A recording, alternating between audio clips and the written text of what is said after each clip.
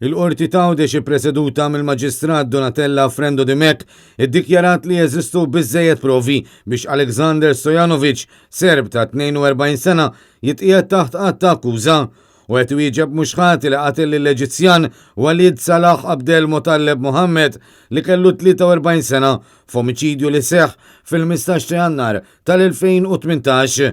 Din it-tieni dera tal-ġbir ta' provi wara li ġimagħtejn ilu diġà xedu persuni importanti fil-każ fosthom ħabib tal-akkużat u l-eks sieħba tal-vittma.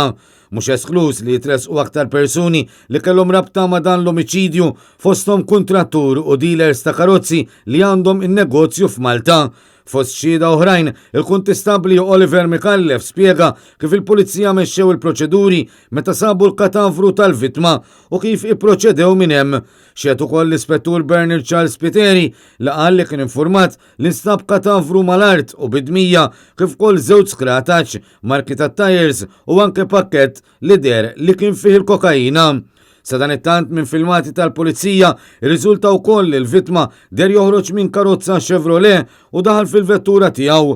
Il-karozza BMW deret l-imġar Għawdex u spiċċat Malta fejn eventwalment kienet irreġistrata ma' Identity Malta. L-avukati Franco De Bono, Marion Camilleri u Francesca Zarp qed jidhru għall-imputat. Parte ċivili għan-nom tal-vittma qed jidher l-avukat Arter Azzopardi.